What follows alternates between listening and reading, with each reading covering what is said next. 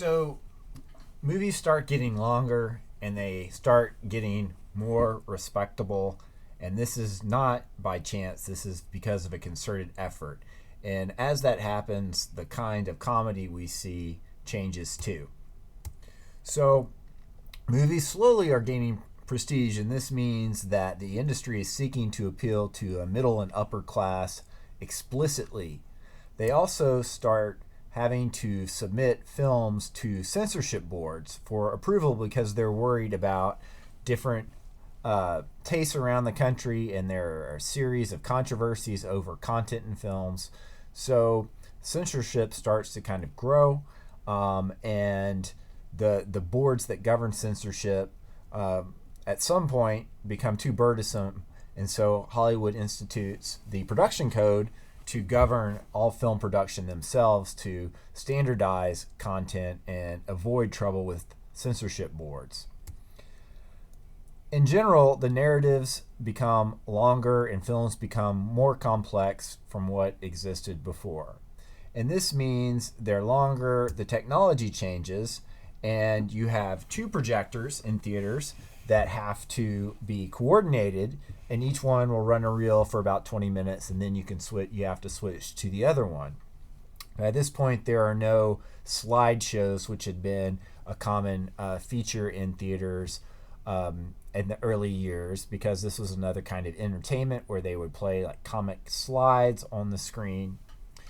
And theaters get bigger and nicer from 1908 on, really peaking actually in the 1920s. That is the golden age of fancy plush theaters, almost like we saw in that ad for Edison in real life.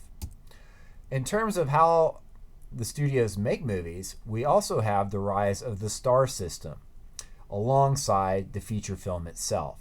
And feature means that you would have one film that would be featured in advertising, featured on the marquee. This is very different from the earlier years of the program of films, where you'd have lots of different films and you'd have listings of the different films that are being shown.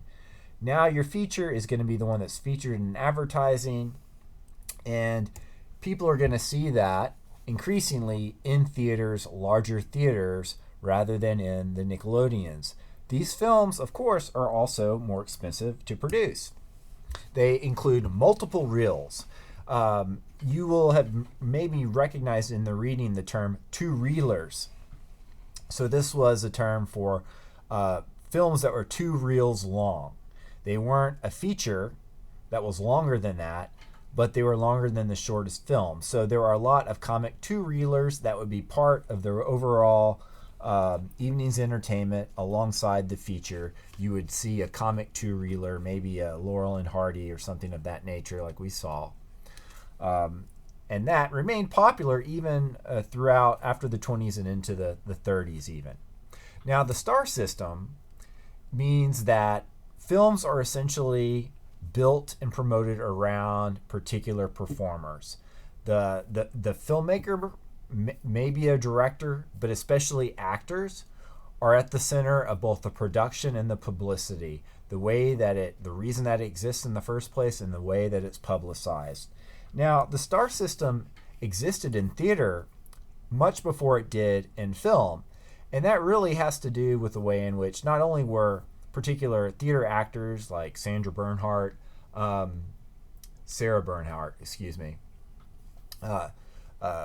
popular and successful and could produce their own shows, but movies, just as a technological medium, required a lot of different people working on them, and a kind of industrial project very different from theater. So the star system did not exist in the earliest years of cinema. In fact, the studios resisted the star system initially because they knew if the performers became stars, then they had more power. They could demand higher wages if they publicized them by name. So instead, what the companies all tried to do was market their films by name. And for example, Edison's company Biograph, they marketed the Biograph Girl, but audiences started recognizing these individuals and going to see them, and pretty soon the people advertising, the people, excuse me, people performing themselves recognized the kind of power that they had, and the studios too would seek to exploit those personalities for publicities, and that's where the star system comes from. Put stars under contract, develop films around stars, and then promote them around them as well, because audiences develop for those stars and they want to see them in movies. And this applies for a number of the comedians that we're going to talk about, as well as the well-known earliest dramatic stars, like people like Rudolph Valentino. Okay, the other thing that rises is Hollywood. Earliest films, the center of American filmmaking was in New Jersey, believe it or not. But pretty soon, in the early 1900s, the independents ran off to California to make movies. And there are a number of reasons for this. One was because the weather is a lot nicer. They could shoot outside for many more days throughout the year than they could in New Jersey, which was in the north and the weather is not as good. There was a variety of different landscapes that they could shoot in, from the ocean to the mountains and the deserts. I've included an image here. This is from a Paramount Studio location map. They would look at this to decide where to shoot their films. And you can see they've taken California and they've figured out all these different parts of California that you can go to if you want it to look like you're in, for example, Sherwood Forest of England. You're making a Robin Hood movie. Or the Nile River, if you want to do something like that you've set in Africa, or even Switzerland and the French Alps. They've divided, there truly is this great variety of different kinds of locations and landscapes in California. The other thing, which is altogether different, is that the courts in California were also resistant to the patent claims of the Edison Company, the Edison Trust.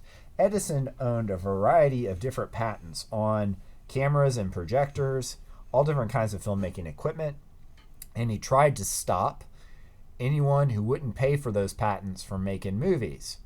And he either bought people out or he sued them to try to maintain control of the film industry. And so the Hollywood studios were founded by companies and individuals that are trying to flee Edison's patent control. So this is kind of an ironic thing, that Hollywood in many ways is based upon people trying to get away with essentially breaking copyright rules. But it worked.